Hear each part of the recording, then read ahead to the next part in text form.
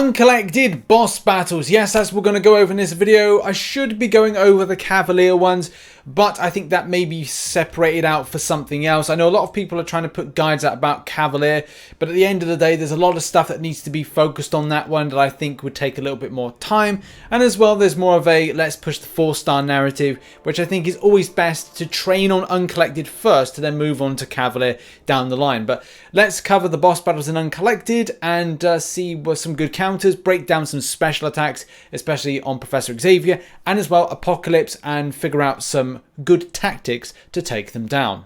Let's first of all begin with Chapter 1, and in particular going in on this current one. Okay, let's kick things off with Chapter 1, and the Quest 1 to be exact. The boss fight there is Warlock. Not something to overly worry about, and in particular any champion that throws armor break or interacts with robots is going to be very effective. The only thing to really concern yourself with is empowered immunity and as well explosive personality, but that's all bypassed if you use champions that don't do the things that the champion is immune to. All you look to is power control, so power control options, not just armor breaks on the left hand side, but still with a good ramp up and building up to here, you can get some nice Corvus charges or missions even to then smack home a good amount of critical damage against this bad boy here, and as well throw some armor breaks in for good measure. So power control, armor breaks, robot interactors are the best ones against this. Another very straightforward champion to go up against is Medusa. I would say nullifiers and as well stagger champions are usually quite good against this. And that's something to also concern yourself with. Oscillate. Champion can be quite passive at times when it's in the armor state, but when it's in the fury state, it will be a bit more kind of aggressive towards you. But all the things on the left-hand corner will slap against this.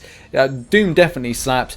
Black Widow Clairvoyant is usually pretty fun. Long Shot, Dormammu, Majik, you know, a whole host of champions could be good against Medusa, and especially in this because there's nothing really to worry about except for crumbling armor. Oscillate to a degree, but apart from that, it's very straightforward as a fight. Stick to an SP1, that's usually the best thing, or SP2, keep your distance. Next up, and it's Scarlet Witch. Now, I thought this was the Cavalier one for a moment where the champion has buffet. The champion in this case does not have buffet, but it does have Pill for Regeneration, Nullify, Countdown, and Foot Loose.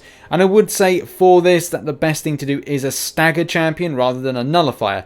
Now that does mean that you can still take in Doctor Doom. You've just got to slap for the heavy attack and then try as best you can not to nullify. Very difficult to do, but I think by the time that you've kind of slapped up enough damage, you'll probably not have to worry too much about the nullify countdown, which is once a defender nullifies 7 buffs, they gain a power gain buff, granting 50% of a max power over 10 seconds. To be honest, by 7 buffs nullified on Scarlet Witch, you probably would have slapped her. But I would say there's other options. I've put them on screen now, which is Beardo. If you want to just do like a parry heavy. The champion does have the critical resistance, but at the same time, it doesn't really mean much. And what you could do is just throw in the SP1 from time to time and just put in some bleed damage. Also, you've got other options. Archangel was the go-to one I used. Void is pretty good as well if you want to slap in a load of debuff damage. And as well, Nick Fury, just because, hey, Nick Fury. Again, this is one of these very straightforward fights. Do watch out for poison.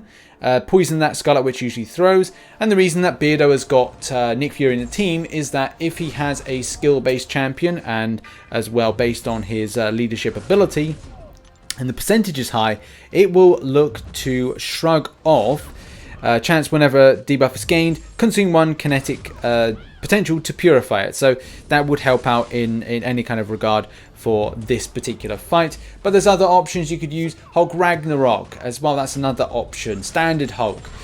Any other champion that would do stagger but doesn't do any nullification will be... I think this is a fine one, very straightforward fight. I don't think players will suffer too much against this. Next up, I'm on to Professor X. This was actually a pretty fun fight, especially if you get it locked down.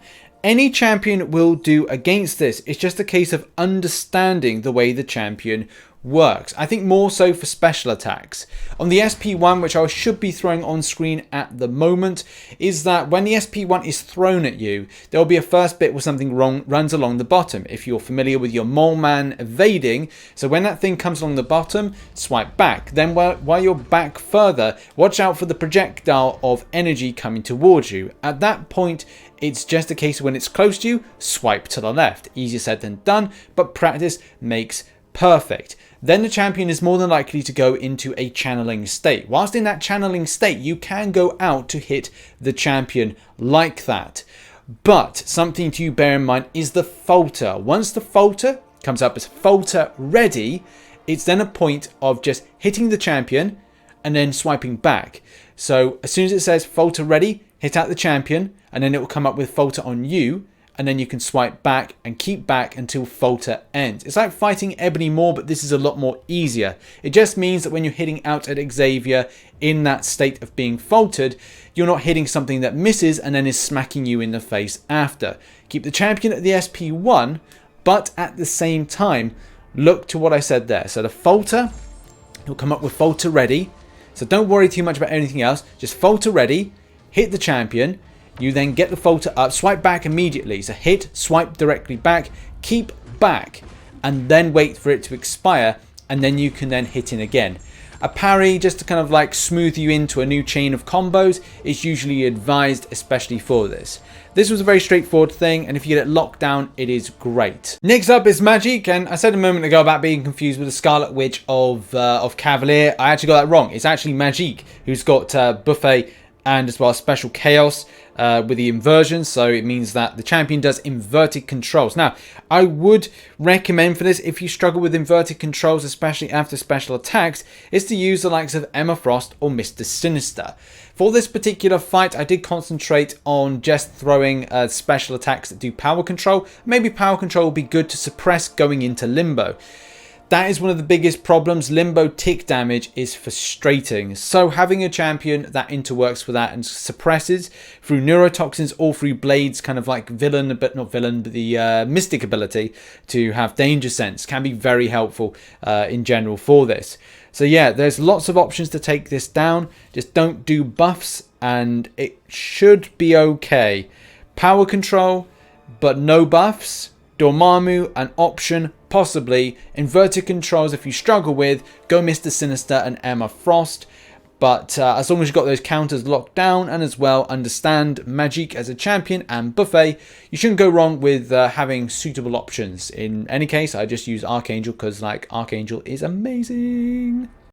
Okay, finally moving on to Apocalypse. Now I'm going to throw plenty of footage up on screen of different examples that I used on screen. You can see as well to the left champions I used as well. Mordo was kind of fun. Like I utilized Mordo for the when I got 4 of those genetic codes. I wanted to see how well that kind of like if the champion was being aggressive and when it's got 4 genetic codes, it's able to hit you in when a light goes in, even if you're blocked, you will get a stun. Now, as we've got Mordo, he does that astral evade. Yes, it won't happen. You won't be able to do the evade because it's got something in the mechanics, but still it's able to put on something like a degen on the enemy. Now that was something that I thought, hey, that's kind of fun, let's check it out.